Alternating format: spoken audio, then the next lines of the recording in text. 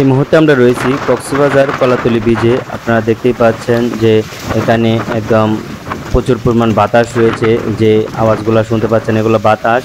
তো এখানে প্রচুর পরিমাণ বাতাস বয়ে যাচ্ছে। বৃষ্টি কিছুটা থেমে থেমে আসতেছে, তারপরে এখানে প্রচুর পরিমাণ বাতাস রয়েছে এবং সাগর খুবই উত্তল রয়েছে। দেখতেই পাচ্ছেন যে এক একটা ঢেউ অনেক বড় বড় বিশাল খুব বড় বড় আসতেছে।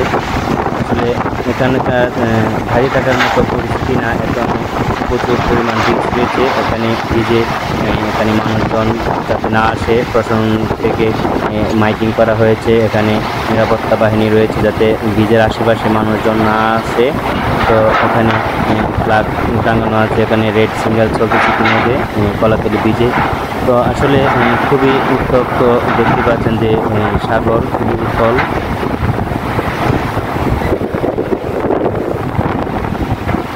প্রচুর পরিমাণ বাতাস আসতেছে, বাতাস বাতাস, এত পরিমাণ বাতাস যে আসলে এখানে দাঁড়ানোর মতো কোনো পরিস্থিতি নাই। আসলে প্রচুর পরিমাণ এখানে কিছু